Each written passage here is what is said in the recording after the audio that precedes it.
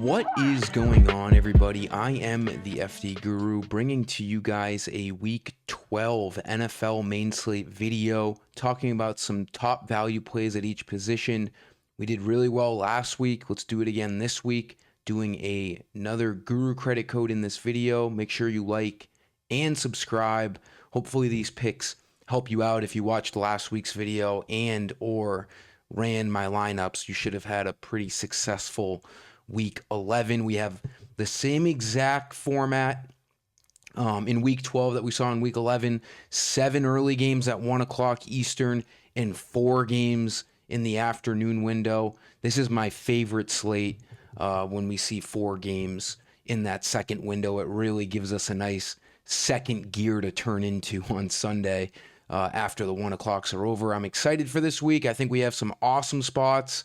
Again, we'll talk about some top value plays. I think we want to spend up at Drake May. I'm a Patriots fan. I obviously have expressed to you guys over the years that I'm born and raised in Boston.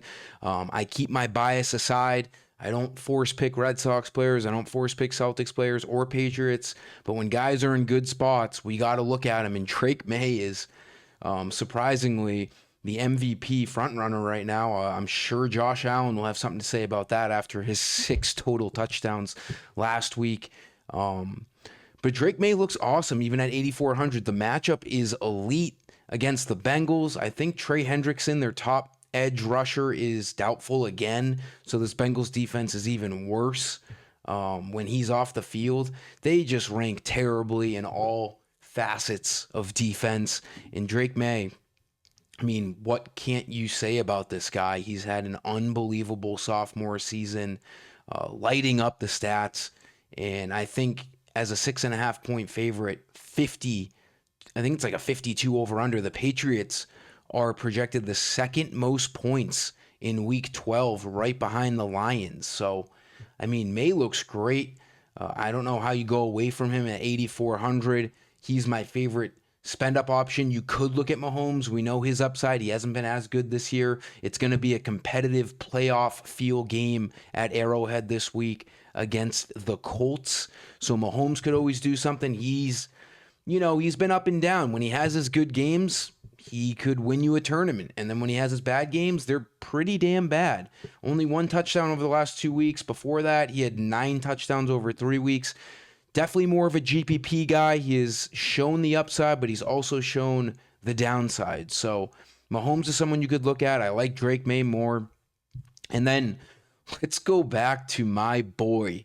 I don't know why Drake May and Josh Allen are in the MVP running when you have Jacoby Brissett lighting up the board. I'm obviously kidding, but he has been a fantasy god, and he made me a decent amount of money last week pairing him with Michael Wilson and Trey McBride.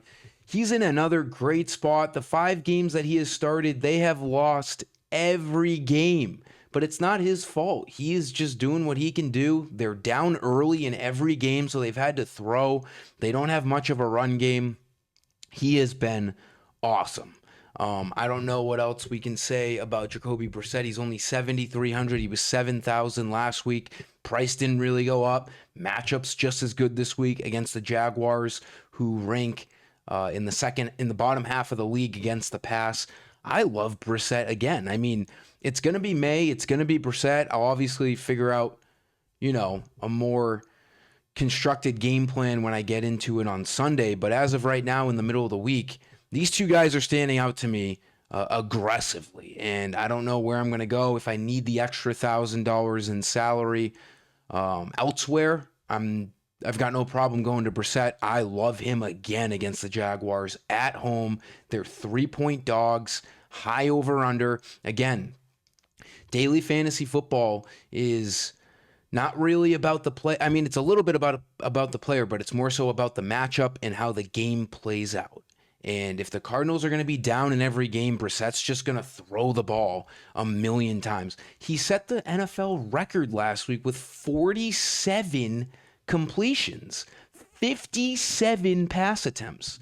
It's an awesome spot. We saw that Michael Wilson can be the number 1 receiver. Marvin Harrison's out again.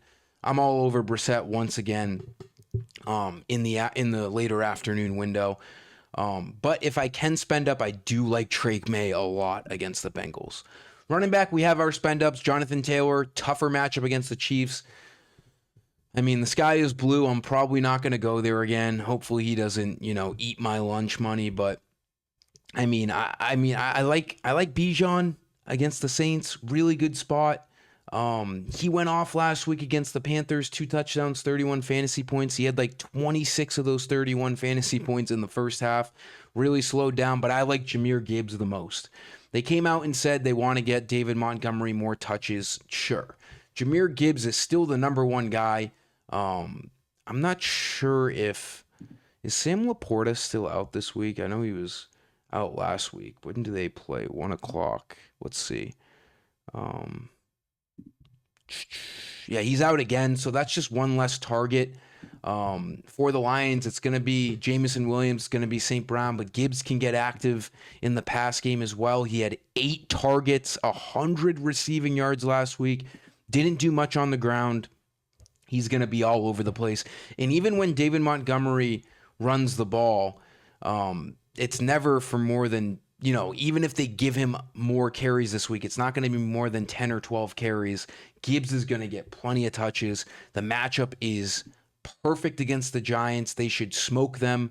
They should be up in this game early, running the ball. Gibbs looks good at 9,100. That's the spend up. There's other guys you could look at, but in that range, I'm looking towards Gibbs. I don't mind Bijan Robinson. Trevion Henderson's been great, but if you're picking Drake May, I don't love the idea, and we got to see what happens with Ramondre Stevenson this week. He's a limited participant in practice. That would obviously not be a good play at $7,500 now if Stevenson's back. We got Jaylen Warren questionable. If he's out, we got to keep an eye out on that. Kenneth Gainwell would be a monster value play at $6,100 against the Bears. We saw him cook. Jaylen Warren went down early last week. He had 7 catches, 80 yards, and 2 touchdowns. Gainwell would be an auto play if Jaylen Warren was out this week. Kamara would be an awesome play against the Falcons. He hasn't been able to run the ball because the Saints are always down. But if they're staying in the game, which they should be able to do against this Falcons team without Michael Penix and Drake London, Kamara could be a great play at only $6,100. He's due for a huge game, and this is a good game script for him. We got to make sure he's playing, though. He's questionable as of right now. Chase Brown looks great against the Patriots at sub 7K. Jamar Chase is suspended. He might get more involved in the passing game. 22 targets over the last 2 games. And now Jamar Chase is out. You have only T. Higgins to throw to. Joe Flacco clearly likes dumping the ball down to Chase Brown, and he's not competing with anyone else in the backfield. So Chase Brown looks really good here at $6,900 against the Patriots. He's going to be a popular play. We're going to have to find ways to get him in our lineups. I feel like there was another guy. Maybe not. Yeah, just keep an eye out on Jaylen Warren and keep an eye out. Oh, that was the other thing I wanted to mention. ETN and I forget the other running back. He's got a funny name. Tootin and ETN are both questionable, limited in practice. So if one or the other are out, you could be looking at them against the Cardinals. If both are out, we'd have to look at whoever the third string guy is. But make sure you look at that news for the Jaguars too. That could end up mattering because there'd be a lot more handoffs if one of those guys are out. For running, I'll just put in Chase Brown for now. He looks good at sub 7K. Wide receiver, we can spend up. I don't love the spend ups this week. Maybe CD. That should be a competitive game against the Eagles. I don't love St. Brown because of the game script. They're going to be up early in that game against the Giants. Same thing for JSN. We saw JSN cook against the Cardinals 2 weeks ago. He got like 80 yards in the first quarter and then didn't really do much after that because they were up 30. So I think the Seahawks could easily be up multiple scores early in this game and they won't have to throw the ball as much. Like I said earlier, a lot of these plays are game script oriented. No Drake London, no Jamar Chase. T. Higgins is pretty properly priced. You could definitely look at him against the Patriots. Good matchup. They're going to be down. He will have Christian Gonzalez on him, though. But we all know what T. Higgins can do. He is a star, makes unbelievable plays, is the number one guy for Cincinnati. I don't mind the price, but I also don't love it. With Drake London out, we're gonna have to look towards some Falcons guys. I don't love Mooney, but might have to consider him at only 5,900. But the guy I want to talk about, we're going back to the Cardinals. Michael Wilson. I mean, he went up $1,000. It's not enough. He showed like he was a true number one receiver last week, and the matchup did not get any harder this week against the Jaguars. Absolutely cooked the 49ers. 18 targets, 15 catch. He got 29 fantasy points, and he didn't even find the end zone. This is not a $6,300 player. He should be borderline 7,500. He should be right where T. Higgins is, if not more. The matchup's unbelievable. Brissett throws the hell out of the ball. Marvin Harrison obviously out again this week. I love Michael Wilson. He won me so much money last week. I would be doing a disjustice to him if I didn't look his way again. The $1,000 increase, FanDuel's trying to scare you off. Don't bite on that because it's not a high enough price. He should have went up $2,000. Love Michael Wilson. Love Stephon Diggs against this Bengals secondary if you're picking Drake May. I don't love Diggs if you don't pick May because I feel like you need to have a combo of the two. If Diggs has a huge game, it's probably because of May. May has shown that he can have huge games without throwing the ball to Diggs. So it's the opposite. If you're picking Drake May, you don't have to pick Diggs. But if you're picking Diggs, I think you want to look at Drake May as the little stack here. Quarterback, wide receiver. I like him at 6,700. Wan'Dale Robinson, keep an eye out on Darius Slayton. I was all over him last week with Slayton out. He disappointed. Did get 9 targets. Looks like Jackson Dart is going to be back this week. They're going to be throwing the ball a ton because they're going to be down against the line. So Wan'Dale would look like an awesome play at 5,900 if Slayton were to miss again. But it's Michael Wilson for me at wide receiver. For my Guru credit code, go to my website, NBA, NFL, DFS lineups for FanDuel and DraftKings, fd-guru.com. Make an account. You'll get $50 in credit when you make a account with no card required. Go to the shop page where you buy all your credits. These credits get you memberships and lineups on my site. This week, the code for 20 Guru credits is week 12, NFL 25 for the year, all caps. Week 12 NFL 25, you'll get 20 Guru credits uploaded into your balance. All I ask is you like and subscribe to my channel for all future DFS videos. Tight end, I mentioned Michael Wilson and these Cardinals. Trey McBride is the clear-cut spend up. I think everyone knows that. Even at 8,500, he has shown he is the number one tight end in football, and it is not close. Look at these targets. Jacoby Brissett loves him. He didn't score a touchdown until like week 16 last year, and now the guy has 7 touchdowns. He has, 6 touchdowns over the last 5 games. He's an absolute animal. I'm going to find my way to get him in every lineup again. Like I said last week, Brissett, Wilson, McBride, they all made me so much money. They all put up a combined. What did they put up? The 3 of them, 25 for McBride, 29 for Wilson. What is that? 54-ish. Brissett, 27. So 81. They put up over 80 fantasy points between the 3 of them last week. They were my entire lineup, and I love them just as much this week. Their prices didn't go up enough, especially Brissett. Especially Michael Wilson. McBride makes sense. 8,500 is a ton for a tight end, but I still love him. But the value guy here, he burnt us last week, and we got to have short memory in DFS. That's why it's called daily fantasy.